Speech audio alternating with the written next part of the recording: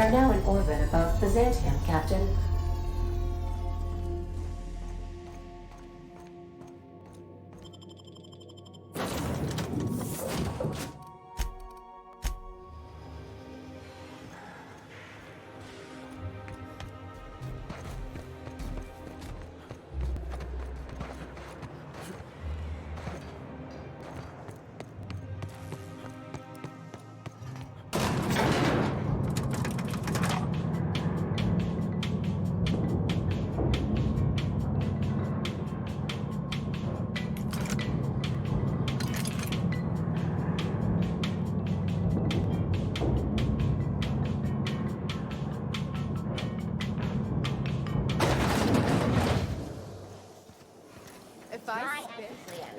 Better than nature.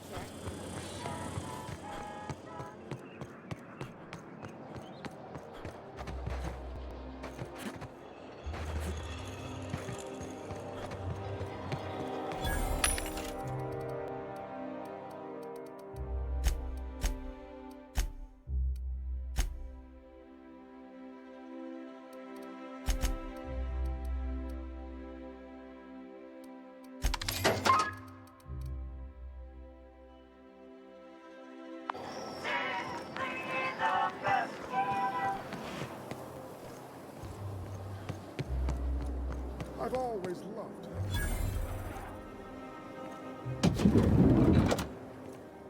You, with the hips, over here. Let me take a closer look at you. Don't speak. Hold that posture for a moment while I admire you. You have a natural contrapposto, my dear. The way you rest your weight against your hip suggests a certain rugged charisma possessed only by the mighty primal and the well-traveled spacer. Splendid. I love it.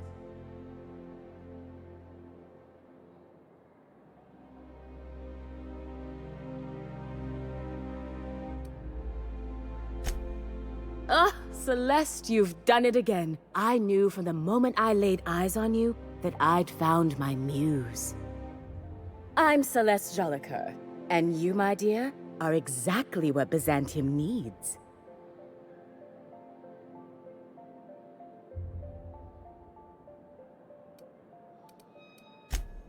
Darling, you and that brutish swagger of yours have been on my mind the moment you stepped into my studio.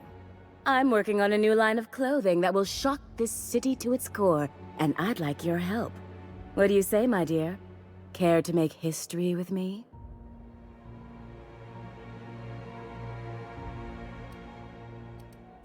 Marvelous! You and I are gonna wake this city up like a cold splash of wine to the face. What I need is a survey of the outside world. What does the common laborer wear? How do the wild-eyed madmen of Monarch dress themselves? I've heard rumors, but I require samples. Also, I expect you to model for me.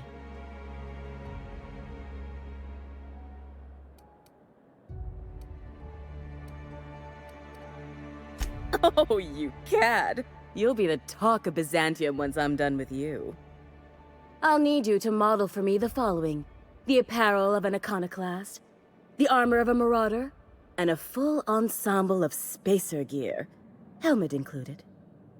And when I say spacer gear, I mean an outfit worn by real spacers. None of that garbage spacer's choice pedals. You have the bearing and demeanor of a born model. You're going to absolutely murder this job. Fabulous! I can't wait to see what you dredge up.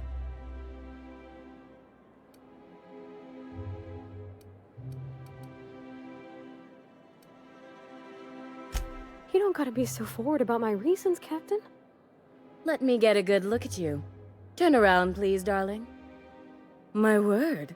Such muscular shoulders. You're a vision, dear. I am no such thing, ma'am. Nonsense, you're absolutely lovely. Chin up now. I have just the thing for you.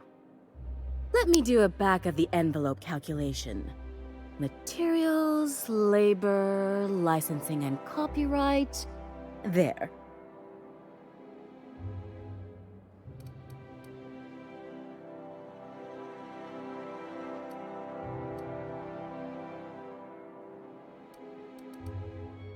Love.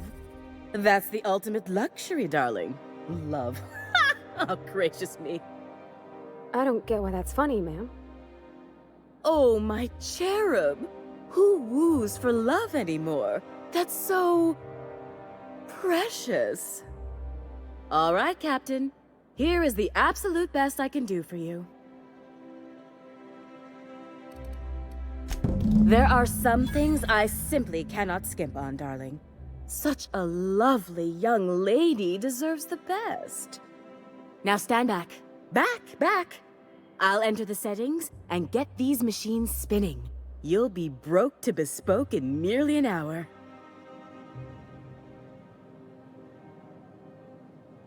And there we are, my darling girl. I wish you a splendiferous evening. And if you don't mind my asking, have you any interest in modeling? What? Oh, no, ma'am. All them eyes staring at me? I couldn't. No way, no how. I get scared just thinking on it. I wish you weren't so shy, my Violet. You truly are beautiful. I hope your date sees that as clearly as I.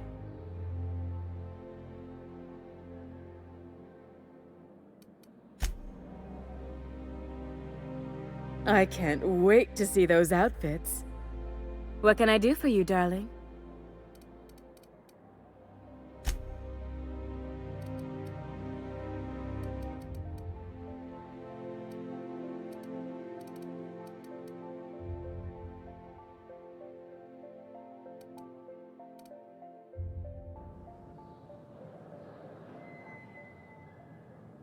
Oh, can you believe this outfit? It's so handsome, I'm almost afraid to touch it. Well, I guess that's everything then. After all this time, I just have to actually do it now. You know, there's a part Junlei's been looking for to fix up the air cyclers. They only carried them on big colony ships, like the Hope.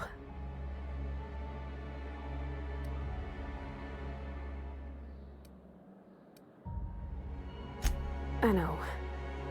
For a while, it felt like everything I did was a little bit of help. And it meant I didn't have to ask her to be mine. Not yet. Not for real. Next time we dock with Groundbreaker, I'm doing it. I'll send June a message and ask her over. Oh, this is real scary, Captain. I'm grateful for all you done. I love Byzantium. What else are you doing? Spacer's choice. It's not the best choice, it's the spacer's choice. I only wish they weren't showing so many Spacer's Choice ads in the commercial breaks. Who do they think their audience is? C&P chicken and potatoes.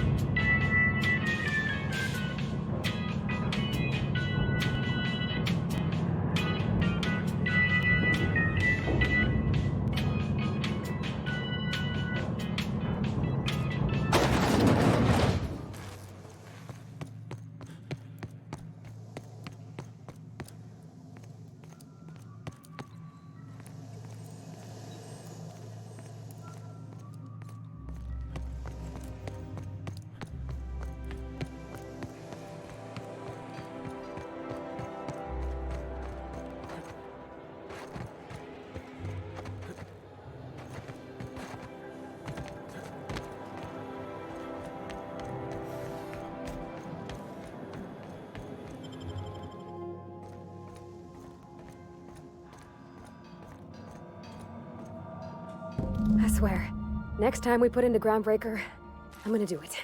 I'm gonna ask her over. Oh, I'm so nervous. Having trouble focusing on my work.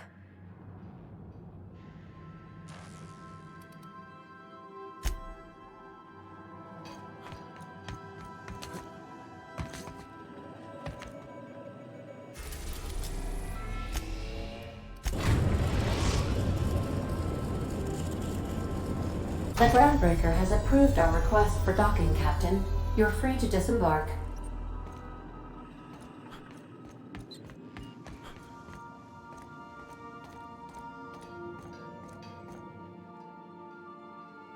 All right. She's on her way. How do I look? Oh, my hands have finally stopped shaking. All right, all right. Deep breath. Here I go.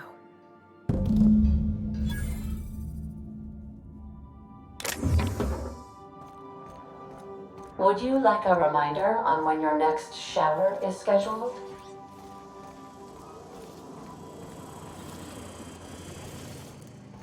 We gotta talk about this. Anyhow, so I told him, Dad, I'm a big girl now. I ain't need your help. I can do it on my lonesome. What did he say to that? Have at it then. And he handed me his favorite wrench, the one he used for the canner. He's probably half as tall as I was. He didn't scold you for talking back to him? Nah, he was never like that. I always thought it was funny when I get indignant about something. Then he'd watch me do whatever it was, make sure I didn't get hurt, but he'd never interfere. I learned a lot that way. I wish I could have met him. Anyone who helped shape you must have been a special person.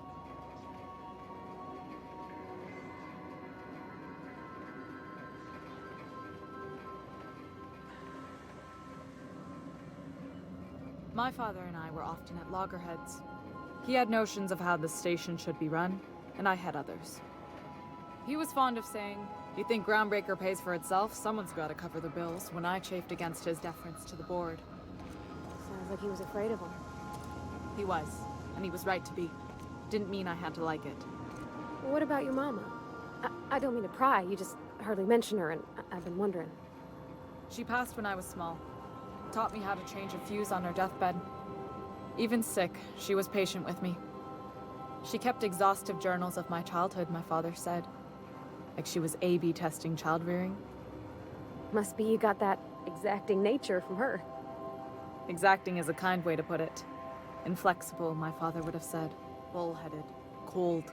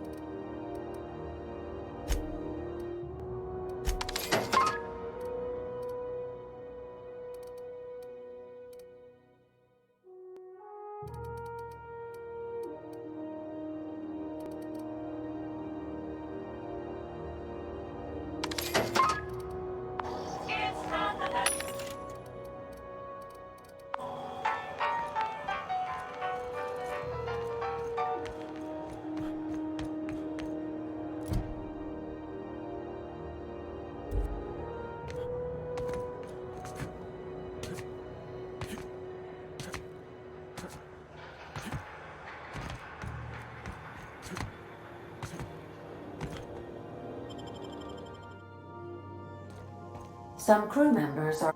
You're adjusting before you pull. You're anticipating. Of course I'm anticipating it. What if I shoot a friend on accident?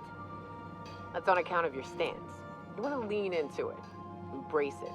Work with it. You're in control here, Parvati, not the gun. Don't let a hunk of metal jerk you around.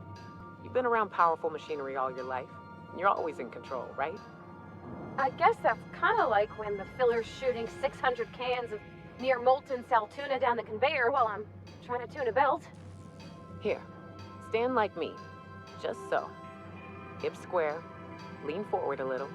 It's just equipment, and you're just an engineer using it. Ah! Okay. We'll try again later. You'll get it. I promise. Okay, Captain, she's gone.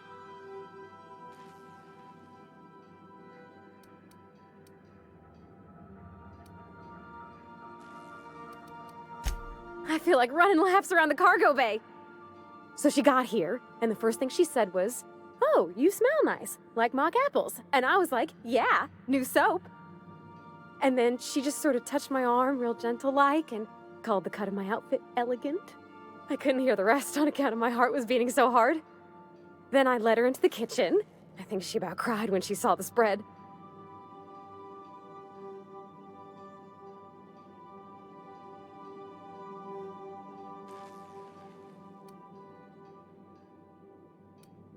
Well, sure you could see, but I thought maybe you'd want to know some of what was said. You ain't much of a romantic, huh, Captain?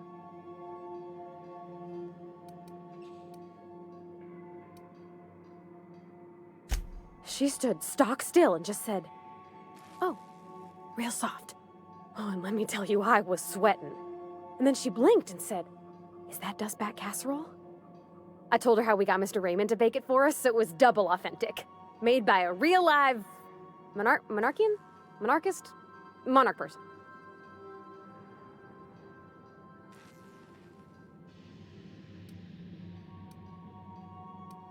Well, we talked a bunch over dinner about the things we learned just through messages, stuff we repaired, how I taught her to salvage and she taught me to build. When I brung out the sweetheart cakes, June, she got a little teary, said she had a thing she needed to say. But I stopped her because I wanted to say it first. I never felt so bold, Captain. I told her about how she made me feel. Bold like I acted. Strong. Smarter and kinder than I am on my lonesome. I listed all the things I liked about her. And then she pulled out a paper and read a speech. She talked about the things she admired about me, like my cleverness and my humor, and how it made her want to be more open.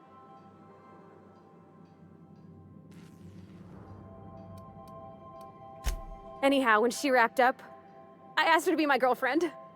And Captain, she said yes!